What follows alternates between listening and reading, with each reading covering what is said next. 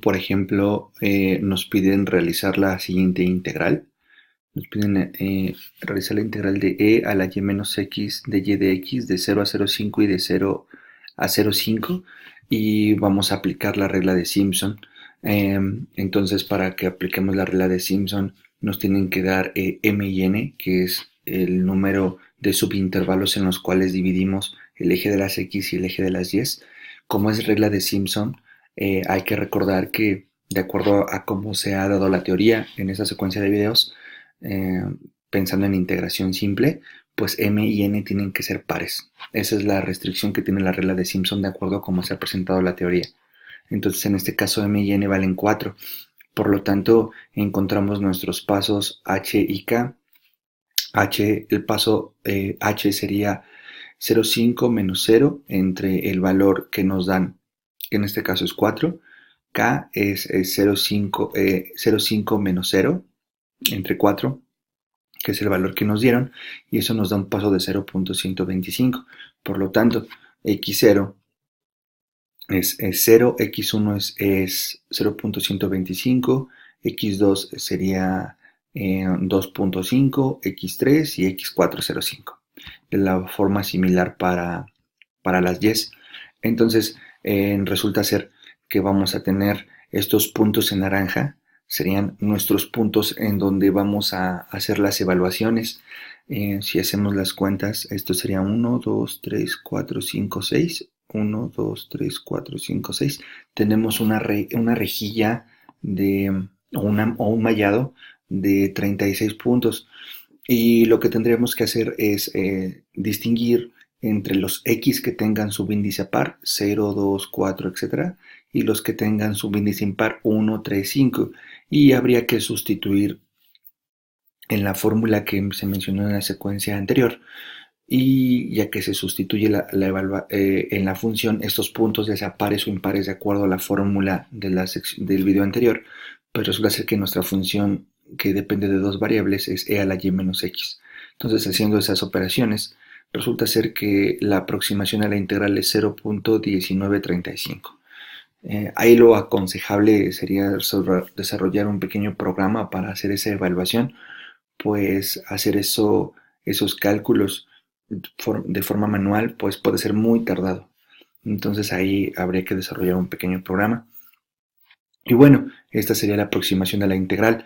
En ese sentido, nosotros si graficamos a la función f en un software, por ejemplo, la gráfica en el intervalo 0,05 y 0,005 para x y 0,05 para y aplicar esta fórmula nos queda la siguiente gráfica. Recordemos que la interpretación geométrica de esta función sería esta integral, sería el volumen que encierra o que se define mediante la base dada por la región de integración y la altura dada por la función f igual a e a la y menos x. El término de error, de acuerdo a la fórmula, es b menos a c menos d entre 180. El paso a la cuarta por la cuarta derivada con respecto de x, el paso a la cuarta, el paso respecto a las y, es el paso respecto a las x, el paso a la cuarta por la cuarta derivada de f con respecto de y. Entonces, sería la fórmula de error. Observamos que estos dos términos son idénticos, entonces factorizamos, simplificamos y nos queda que la fórmula de error es esta constante por la fórmula e a la y menos x. Si nosotros graficamos la fórmula de error en valor absoluto, obtenemos esta gráfica que está aquí. Esta es la gráfica de la fórmula del error. Si observamos en la región de integración, nos damos cuenta que hay un número máximo para el cual tenemos un error. Por lo tanto, podemos acotar el error. Y entonces, aquí se ve aproximadamente que es después de 11. Después de 11 por 10 a la menos 7. Entonces, si lo hacemos con software, nos damos cuenta que el valor absoluto del error no supera 11.18 por 10 a la menos 7. Es decir, este es el error teórico. El error teórico lo que nos dice es que la mayor distancia entre el valor real de la integral y de la aproximación debe de ser menor que 11.18. No sabemos exactamente cuál sea, pero debe de ser menor a este número. Y como observamos, este número es muy, muy, muy pequeño. Entonces nos damos cuenta que esta integral, a pesar de que el número de subintervalos no es tan grande, es 4, es muy, muy, muy, muy, es muy cercana al valor de la integral exacta, aunque no conozcamos el valor de la integral exacta. Está en una exactitud de 11 por 10 a la menos, de 11.18 por 10 a la menos 7, ¿no? Eso se debe a que pues, el intervalo de integración, tanto para el eje de las x como para el eje de las y, es un intervalo pequeño. Bueno, entonces ahora vamos a ver cómo hacer estas gráficas con software. Ok, entonces tenemos las x en el intervalo de integración es de 0 a 0,5 con este elemento que está aquí de 0.01 en 0.01. Esta x no tiene que ver con el paso del método de integración de Simpson, solamente es para hacer la gráfica. Esta y de igual manera en el intervalo de integración.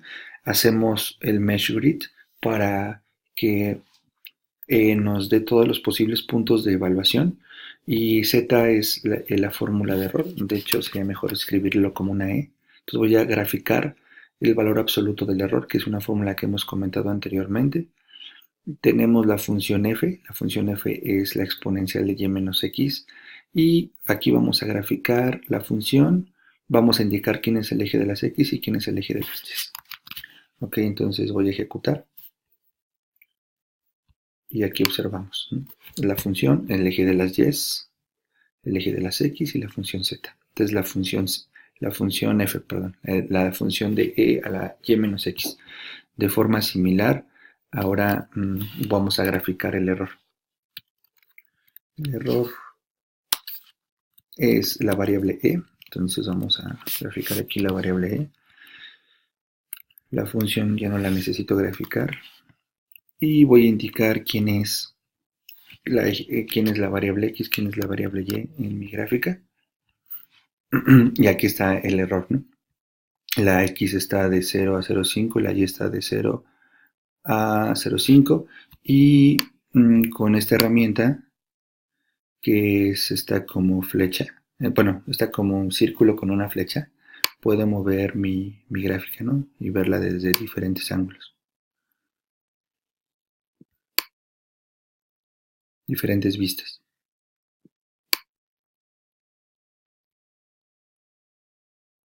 ¿Ok? Y bueno, habíamos dicho que más o menos la altura más, bueno, más bien habíamos precisado en que, que el error no superaba 11.18, ¿no?, por 10 a la menos 7. En la gráfica es complicado ver eso, ¿no? En la gráfica tenemos un dato pues que es muy, muy burdo. Entonces lo que solemos hacer es lo siguiente.